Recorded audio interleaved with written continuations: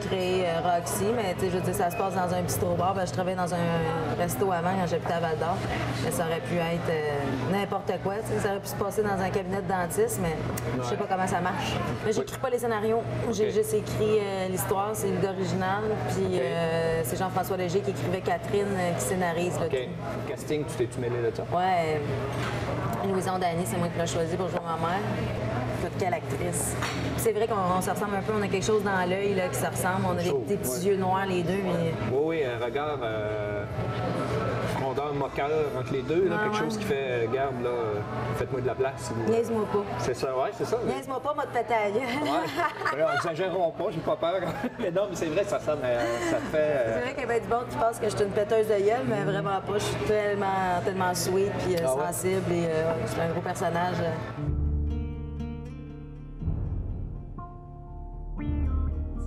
Est-ce qu'il n'y a pas un peu de vous deux dans ces deux personnages-là? Oh oui, c'est moi, c'est les deux. Hein. Vous êtes à la fois cette personne-là qui provoque et aussi un être sensible? Très sensible, oui. Ben, c'est pas pour rien que j'ai une aussi grosse carapace, c'est pour cacher ma vulnérabilité et ma sensibilité. Moi, je me suis fait une armure pour me protéger, puis ça, c'est assez facile à voir.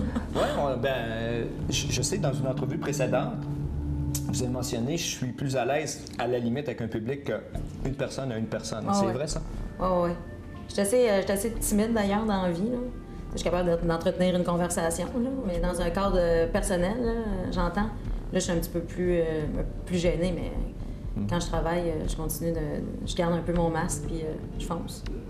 Tout à l'heure, vous avez parlé, c'est peut-être pas le bonheur, mais c'est proche. C'est quoi le bonheur pour vous? Oui, si-tu, est-ce que vous êtes une fille heureuse? Non, vraiment pas.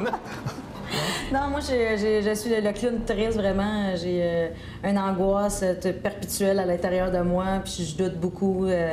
Puis malgré mon personnage, justement, de frondeur, puis de fille forte, tout ça, là, je suis grosse de même dans mes culottes, puis je suis vraiment une petite fille. Là. Moi, j'ai 4 ans là, dans mon corps. Là. Je suis vraiment une enfant, puis j'étais à la recherche du bonheur. Oui, mais je veux dire, je suis pas chez nous en train de brailler, là, c'est pas ça que je dis. Mais... Je me contente de petites choses, je me contente des petits bonheurs quotidiens.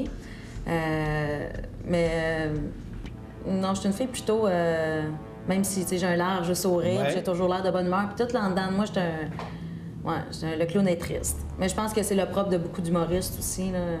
J'ai un mal de vivre assez intense. Ouais. Et vous dites que c'est le propre de plusieurs humoristes. Vous avez eu des confidences dans ce sens-là. Vous pensez que c'est généralisé? En tout cas, je pense pas que c'est généralisé, mais je pense que pour pouvoir écrire des affaires drôles comme ça, il faut avoir passé aussi, des fois, souvent par le drame, puis par des choses un peu plus difficiles. Là. L'écriture, c'est difficile pour toi? C'est la partie la plus dure, l'écriture. Il faut sortir ce qu'on a dedans. C'est dur pour une fille comme moi qui a beaucoup de difficultés à communiquer one-on-one, tu sais. Fait que l'humour, dans le fond, je pense que l'humour on stage, c'est l'exutoire. C'est ce que je suis pas capable de dire, mettons, à mon conjoint ou à mes amis, ben je vais sur scène, là, je le dis à tout le monde, tu sais, c'est... Comme caché en arrière de ça? Caché en arrière de ça, je suis capable de le dire parce que ce que je suis pas capable de dire, je suis sûre qu'il y a plein d'autres humains qui sont pas capables de le dire non plus, tu sais. Fait que je pense que c'est pour ça que mon humour est si rassembleur dans le sens que, tu sais, même si c'est underground puis que c'est pas pour tout le monde, ben, les gens qui se reconnaissent font comme « Ah, c'est oui ».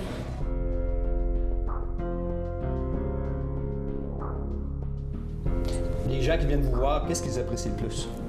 Ma franchise puis mon authenticité, je pense. Moi, j'étais vraiment très, très transparente. Je suis un grand livre ouvert, puis je pense que c'est pour ça que les gens...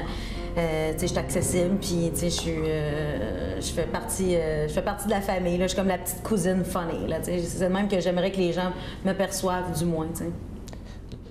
Dans 10 ans, que sera devenu Cathy Gauthier? Qu'est-ce que vous espérez faire? Qu'est-ce que vous attendez? Est-ce que... Je sais même pas où je vais être demain. Fait que non, moi, je me fais pas de plan à long terme. Je me laisse guider par la vie. Jusqu'à maintenant, c'est ça que j'ai fait, puis ça m'a bien servi.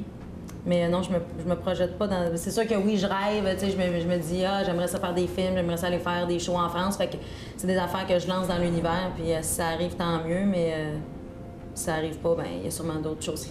Vous n'êtes pas quelqu'un qui forge des attentes et des espérances ou... Ben j'ai vu beaucoup d'espoir, oui, mais... Non, je suis pas... j'ai pas de projet concret, là. Je me suis pas fait une liste, là, genre dans 10 ans, je serai là, ouais. Et vos projets à court terme, après l'émission, après les Roxy, est-ce qu'il y a des choses qui s'en viennent pour vous? Bien là, je prépare mon deuxième spectacle, toujours avec mon collaborateur si précieux qui est François Havard. Et là, on est à l'étape où on dynamite pour trouver de l'or. Fait que c'est ça, pour faire un parallèle avec ma région, les mines. Fait que c'est ça, j'ai écrit mon deuxième spectacle qui a un titre provisoire qui s'appelle Bienvenue aux Dames. Alors, on espère. Ben moi, c'est sûr que, sincèrement, j'espère que Roxy va revenir, puis j'espère continuer de faire du Roxy. Moi, j'aimerais ça que ça vire comme Virginie, puis j'en fasse pendant 10 ans. Là, okay. J'ai aucun problème avec ça. Je suis pas quelqu'un qui se tanne vite d'un projet, comme là, La Vache Folle, qui est mon premier spectacle. Je trouve ça plate d'arrêter La Vache Folle pour écrire un nouveau spectacle. Parce que moi, La Vache Folle, j'aurais juste fait ça toute ma vie. Là, je les aime, mes jokes, puis le spectacle change beaucoup en cours de route aussi. Là. Donc, c'est ça. Fait que j'ai écrit un nouveau spectacle. C'est mon plan B si la télé revient pas. Est-ce que le fait d'être trentenaire aujourd'hui, de génération jeune, est-ce que ça change votre perception du spectacle? Vous avez dit, j'ai écrit un spectacle, j'étais dans vingtaine, j'avais 20 ans, on écrit un spectacle à 30 ans. Les propos sont les mêmes? Non, parce que ma réalité est différente. Mon nouveau spectacle, ça parle que je suis en train de devenir une madame, puis je ne veux pas être une madame. Donc, c'est le désir de rester jeune, mais l'âge, puis la pression sociale, justement, là, d'être rendu à 30 ans. Fait qu'il faut que tu sois un peu rendu là dans la vie, puis si t'es pas rendu là où la société a décidé que tu devrais l'être à cet âge-là, ben le regard que les gens posent sur toi. Là. Quand t'as 30 ans, t'as pas d'enfant, t'as pas de maison, t'as pas de mari, t'as pas de piscine. Qu'est-ce que tu fais? Fait que justement, qu'est-ce que vous faites? Qu'est-ce que tu fais? Ben, je me lève bien trop tard, c'est ça que je fais. Mais ça vous l'avenir appartient à ceux qui se lèvent tôt. Ben oui, c'est sûr que ça me préoccupe. Je serais vraiment menteuse de dire non. Et ça transparaît dans le spectacle? Ben oui, je suis pas la seule fille de 30 ans qui pogne pas, sûrement. Fait que je vais parler de ça. Et en fait, vous m'avez dit aussi, est-ce que vous attendez des commentaires, parce que vous m'avez dit vos premiers spectacles, les filles venaient vous voir et disaient tu viens de frapper dans le mille, moi aussi je vis ça. Est-ce que c'est un but et quelque chose qui est véritablement visé avec le deuxième spectacle? J'essaie pas J'essaie de partir toujours de moi, de moi, de mes angoisses, de mes visions. Puis c'est en partant de ce que moi je vis que là, les autres se reconnaissent. T'sais. Parce que je me souviens plus qui a dit ça, mais il n'y a rien qui ressemble plus à un être humain qu'un autre être humain. T'sais. Fait que je pense que quand on est vraiment, vraiment sincère puis qu'on dit ce qu'on a en dedans, ben on peut pas faire autrement que toucher des gens. T'sais. Cathy Gauthier, je vous remercie. Ben, c'est moi qui vous remercie. C'est tout? Bien agréable. C'est tout. Ah, ben là, ça a passé bien trop vite. On recommence. Merci, Éric. Merci, Cathy. Enchantée. C'était bien le fun.